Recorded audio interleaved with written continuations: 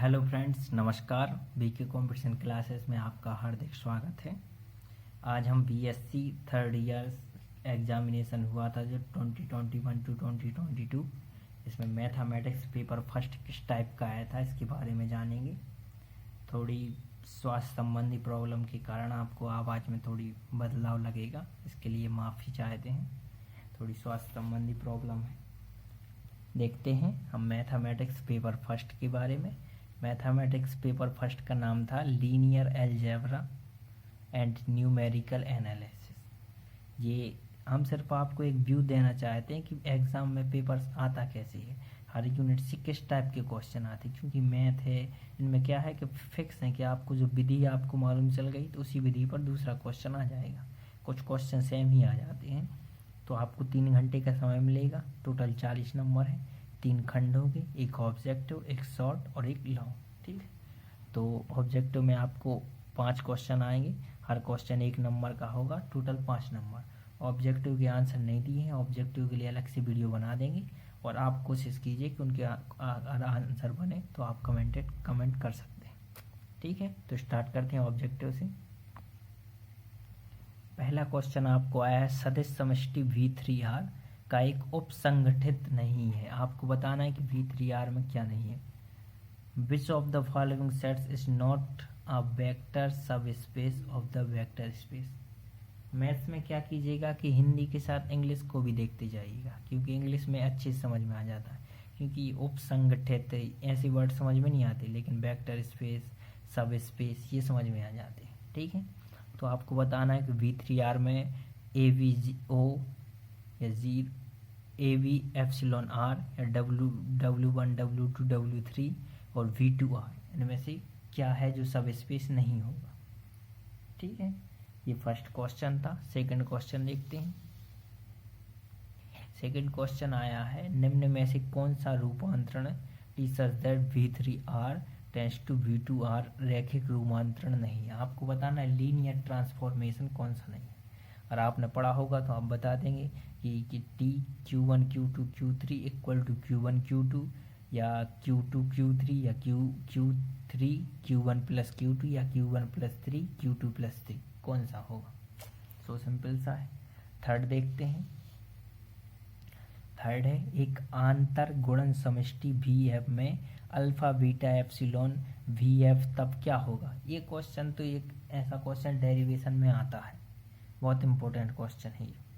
तो आपको बताना है इनमें से कौन सा ऑब्जेक्टिव सही होगा आंतर गुणन में। इनमें से प्रूव करने के लिए आ रहा है, ध्यान रखिएगा। फोर्थ क्वेश्चन है, न्यूटन रेफसन विधि के अभिसरण की दर है। इससे आपको ये भी मालूम चलेगा कि पेपर का स्टैंडर्ड क्या रहता है। और नकल के भरोसे बिल्कुल नहीं रहेगा, क्योंकि कॉलेज में पढ़ाई भले नहीं होती है, लेकिन पेपर बहुत ईमानदारी से लिया जाता है। उसमें कुछ भी नकल नहीं बताई जाती, चाहे ऑब्जेक्टिव हो चाहे कुछ भी हो। तो अच्छे से पढ़ कर जाइएगा कि न्यूटन रेफसन विधि के अभिसरण की दर क्या है, रैखिक है, द्विघाती है, त्रिघाती है, इनमें से कोई नहीं है। पांचवा क्वेश्चन क्या है, गॉस विलोपन विधि जो है वो क्या है। गॉस विलोपन विधि प्रत्यक्ष विधि है, अप्रत्यक्ष विधि है, त्रिचरण विधि है, कि इनमें से कोई नहीं है। अब हम चलते हैं शॉर्ट क्वेश्चन। शॉर्ट क्वेश्चन आपको 5 आएंगे, हर क्वेश्चन 2 नंबर का होगा, टोटल 10 नंबर। इकाई फर्स्ट से जो क्वेश्चन आया है, आप यूनिट फर्स्ट से क्वेश्चन आया है कि यदि alpha 1 equal to 1 2 -1, alpha 2 equal to 2 -3 2, alpha 3 equal to 4 1 3 और अल्फा 4 इक्वल टू -3 1 2, तो V3R में सदिश है, तब सिद्ध करना है कि alpha 1 alpha 2 is not equal to alpha 3 alpha 4। आपको एक इसको शो करके बताना है। देखिए, अब जरूरी नहीं कि यही क्वेश्चन आए, लेकिन विधि यही रहेगी, सिर्फ यहाँ पर नंबर चेंज हो जाएंगे। तो आपको प्रूव करना है ऐसे। ठीक है, इसके जो अथवा है उसमें देख लेते हैं कौन सा क्वेश्चन आया है। अथवा में है कि किसी सदिश समष्टि VF की 2 उपसमष्टियों का सर्वनिष्ठ एक उपसमष्टि होता है। सिंपल सा क्वेश्चन है, ये सब पर बन जाएगा, अधिकांश लोगों पर, सब पर तो नहीं। द इंटरसेक्शंस ऑफ एनी 2 सब space of a vector space V F is also a सब स्पेस ऑफ वी एफ। बताना है कि दो अगर उपसमष्टि हैं तो उनका जो सर्वनिष्ठ निकलेगा मतलब कॉमन, जैसे एक उपसमष्टि दूसरी उपसमष्टि, तो उनका जो कॉमन होगा वो भी क्या होगी, एक उपसमष्टि होगी। यूनिट सेकंड पर चलते हैं। यूनिट सेकंड का क्वेश्चन देखते हैं। यदि यू एफ और वी एफ क्षेत्र एफ पर दो समष्टि हैं एवं F such that U tends to V एक रैखिक रूपांतरण है, तब सिद्ध करो कि एफ की आष्टी यू एफ की उपसमष्टि है। आष्टी मतलब kernel of F. If U F and V F be two vector space over the field F and f such that u tends to v is a linear transformation, then so that the kernel of f is a subspace of uf। आपको prove करना है, या तो अथवा में आया है आपके लिए। क्या हम बता रहे हैं कि हर यूनिट में आपको किस टाइप के क्वेश्चन मिलते हैं। सिद्ध करो कि प्रतिचित्रण f such that v3r tends to v2r जो निम्न से परिभाषित है f a b c equal to c a plus b एक रैखिक रूपांतरण है। इससे आपको मैथ्स का स्टैंडर्ड मालूम चला होगा कि बीएससी को जो फाइनल ईयर है इसको हल्के में ना लीजिएगा, नहीं तो आपको एक साल फिर से बीएससी फाइनल ईयर पढ़नी पड़ेगी।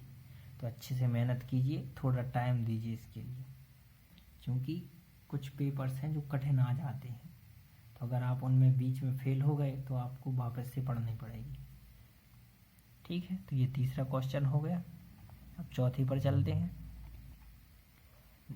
ये देख रहे हैं ना, ये 2 नंबर में क्वेश्चन आ रहे हैं। यूनिट थर्ड देखते हैं। फोर्थ क्वेश्चन, सिद्ध कीजिए कि प्रत्येक आंतर गुणन समष्टि मानकित सदिश समष्टि होती है। नहीं आएगा समझ में। ये देखो, so that every inner product space is a normal linear space. आपको शो करना है कि जो आंतर गुणन समष्टि होती है ना वो मानकित मतलब कि लीनियर स्पेस है, इसके बारे में बताना है। इसके अथवा में सिंपल सा और वेरी इंपॉर्टेंट क्वेश्चन है, जहाँ से आता ही है, यदि ए और बी आंतर गुणन समष्टि बी में सदिश है तब सिद्ध कीजिए कि mod of A plus B is less than और equal to mod of A plus mod of B beta, sorry alpha beta. ये क्वेश्चन आता ही है। यहाँ पर एक 2-3 टाइप के क्वेश्चन होते हैं। ये प्लस वाला है, यानी ये नहीं आएगा तो एक गुणा वाला रहता है, वो आता है। ऐसे 2-3 क्वेश्चन है, उन्हीं में से आएगा। तो यूनिट थर्ड से आप बेफिक्र रहिए, इसको कर लीजिएगा। यूनिट फोर्थ पर चलते हैं। तो यूनिट फोर्थ का क्वेश्चन है, रेगुलर फाल्सी विधि से अंतराल 1-2 में समीकरण x³ - 5x + 3 = 0 के वास्तविक मूल ज्ञात कीजिए। वास्तविक मूल बताने हैं आपको। रेगुलर फाल्सी मेथड, ये याद रखो इसको। 2-3 मेथड हैं यहाँ बीएससी फाइनल ईयर्स में, इनको ध्यान रखना है। इसके अथवा में आया है rho raise to X equal to del square upon E raise to X E raise to X del square E X. इसको प्रूव करना है आपको। तो इसके जो फिफ्थ क्वेश्चन है ये सिंपल सा है, ये आता ही यहाँ से गॉस विलोपन विधि आएगी आपके लिए। तो इसको गॉस विलोपन विधि से प्रूव कीजिएगा। 10th तक विलोपन विधि पढ़ी होगी, अब गॉस विलोपन विधि पढ़िए। इसके अथवा में क्या है, साधारण अवकल समीकरण को हल करने की ये विधि। ये सब विधि के नाम है, इनको एक एक बार पढ़ लेंगे ना तो बन जाएगी। आयलर संशोधित विधि को समझाइए। देखिए, पेपर देखने से आपको क्या मालूम चला कि कौन कौन सी विधि आती है। तो आप अगर उन विधि को कर लोगे तो या तो डायरेक्ट विधि पूछ देंगे, उस विधि को प्रूव कीजिए या समझाइए, या फिर उस विधि पर आधारित क्वेश्चन पूछ देंगे।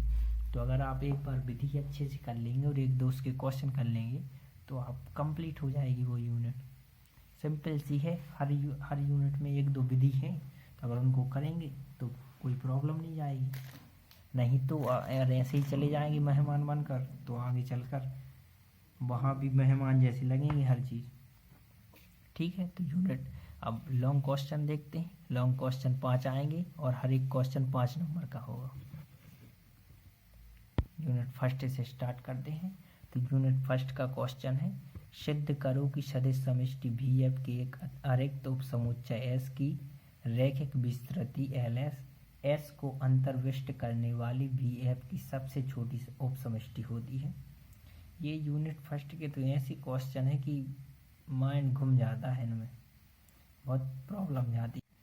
इसके अथवा में क्या आया था कि विस्तार प्रमेय का कथन लिखना है तथा उसको सिद्ध करना है। ये बन जाएगा आप पर कि state and proof extension theorem, विस्तार प्रमेय के बारे में लिखना है।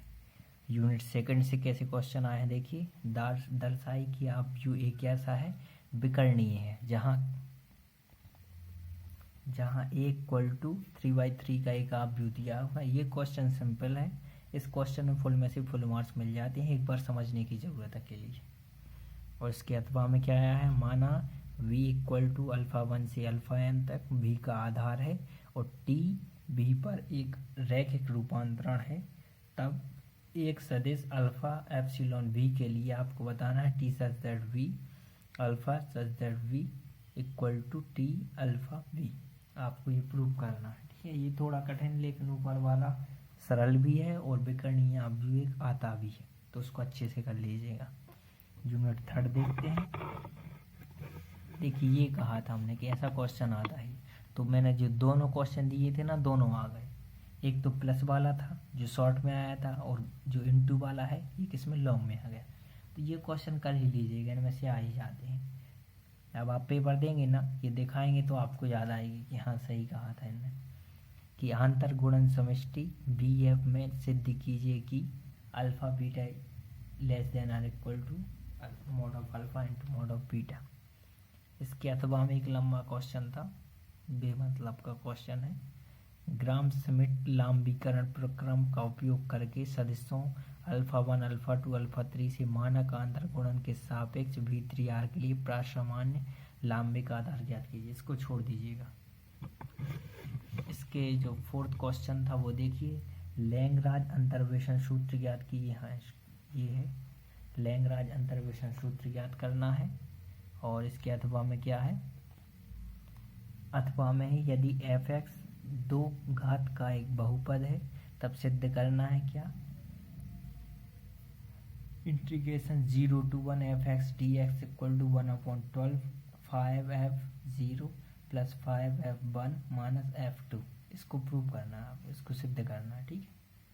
कि 0 से 1 तक का हम इंटीग्रेशन करेंगे f(x) dx में, तो ये निकलेगा। अब यहाँ पर यूनिट फिफ्थ से फिक्स ही है, ये आता ही है। दो विधि है, एक LU वियोजन विधि है, ठीक है। आपको वियोजन विधि द्वारा इसको प्रूव करना है, और ये नहीं तो फिर ये रंग कुट्टा विधि। इन दोनों को बहुत अच्छे से करके जाइएगा, इनमें से आएगी। रंग कुट्टा विधि से द्वारा आपको dy/dx हल करना है, ठीक है। तो ये था यूनिट फिफ्थ के क्वेश्चन, सिंपल से है। मैथ्स थोड़ी यूनिट फर्स्ट ही थोड़ी लगेगी आपको, लेकिन आगे की जो यूनिट है, इस यूनिट फिफ्थ है, ये बहुत सिंपल है, तो अच्छे से करिएगा। थोड़ी स्वास्थ्य अच्छा ना होने के कारण आवाज़ में थोड़ी प्रॉब्लम आ रही होगी आपके लिए, इसके लिए सॉरी। अच्छी मेहनत कीजिए, पेपर नज़दीक आ गए हैं। आपको कोई भी समस्या हो आप पूछिए, हम बताने की कोशिश ज़रूर करेंगे। Thank you so much.